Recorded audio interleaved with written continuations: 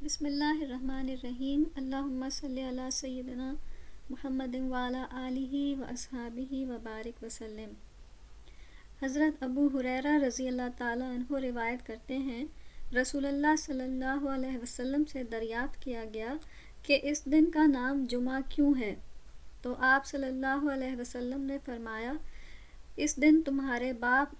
حضرت آدم علیہ السلام کی مٹی خمیر کی گئی اور اسی دن سور پھونکا جائے گا، اسی دن دوبارہ اٹھایا جائے گا اور اسی دن سخت پکڑ ہوگی، اور اسی دن کی آخری 3 ساعتوں میں ایک گھڑی ایسی ہے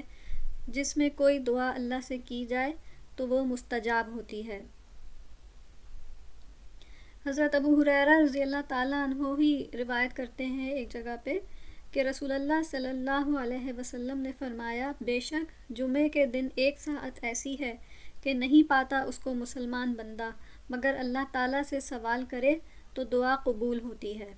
حضرت عبداللہ بن عمر رضی اللہ تعالیٰ عنہ روایت کرتے ہیں کہ رسول اللہ صلی اللہ علیہ وسلم نے فرمایا، نہیں ہے کوئی مسلمان مگر اس کو جمعے کے دن یا جمعے کی رات کو موت آتی ہے تو اللہ تعالیٰ اس کو فتنہ قبر سے محفوظ فرما دیتا ہے۔ جمعے کا دن اتنی اہمیت کا حامل ہے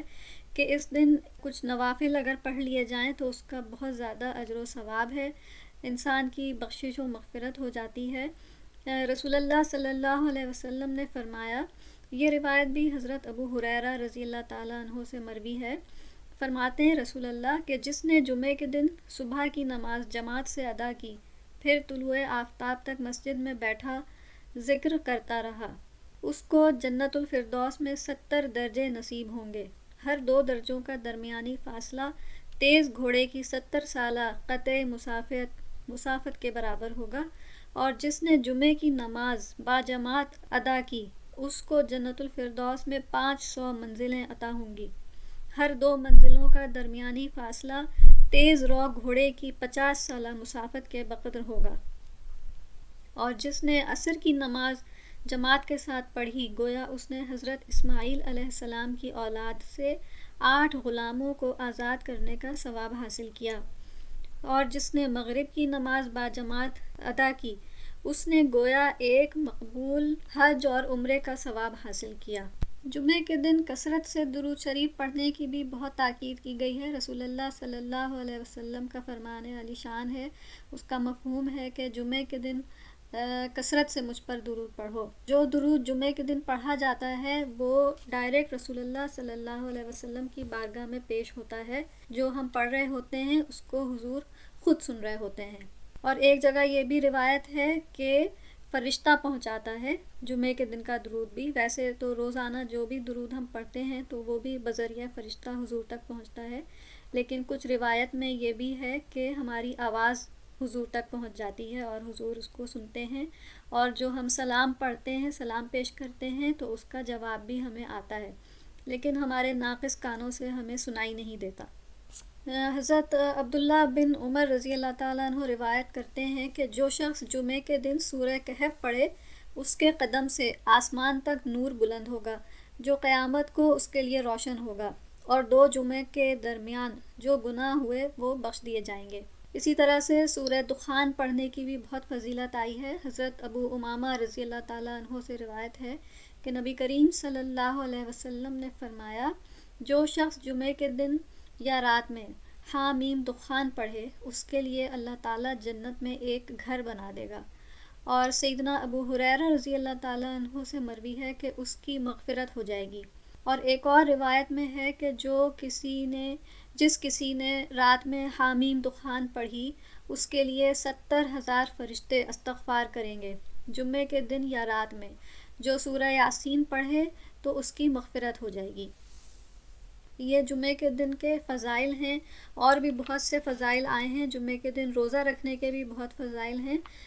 نبی کریم صلی اللہ علیہ وسلم جمعے کے دن روزہ بھی رکھا کرتے تھے، اور نبی کریم صلی اللہ علیہ وسلم ہر مہینے ابتدا کے 3 دنوں میں روزے رکھا کرتے تھے، اور جمعے کے دن اکثر روزہ ہوتا تھا حضور کا۔ اس کے متعلق حضرت عبداللہ بن مسعود رضی اللہ تعالیٰ عنہ سے روایت ہے کہ رسول اللہ صلی اللہ علیہ وسلم مہینے کے ابتدائی دنوں میں 3 روزے رکھتے تھے، اور جمعے کے دن کم ہی افطار کرتے تھے۔ اسی طرح سے ایک اور روایت میں بھی ہے کہ رسول اللہ صلی اللہ علیہ وسلم نے فرمایا، جس نے اللہ کی رضامندی کے حصول کے لیے روزہ رکھا تو اللہ تعالیٰ اس کو جہنم سے اتنا ہی دور کر دیتا ہے جتنی مسافت کے ایک کوا اپنے بچپن سے مرنے تک سفر طے کرتا ہے۔ جیسا کہ ان احادیث پاک سے ہمیں پتہ چلا کہ جمعے کا دن کتنا افضل ہے اور اس دن میں دعائیں قبول ہوتی ہیں، تو اس لحاظ سے جمعے کے دن دعائے حاجت کرنا یا کوئی وظیفہ پڑھنا بہت کارگر ثابت ہوتا ہے۔ اس کے لیے ایک وظیفہ ہے یا اللہ یا رحمان یا رحیم کا۔ یہ وظیفہ عصر سے مغرب تک پڑھا جاتا ہے۔ کوئی بھی حاجت ہو تو اللہ تعالیٰ اس کو پورا فرماتے ہیں۔ طریقہ اس کا یہ ہے کہ عصر کی نماز پڑھ کر اسی جگہ پر بیٹھے رہیں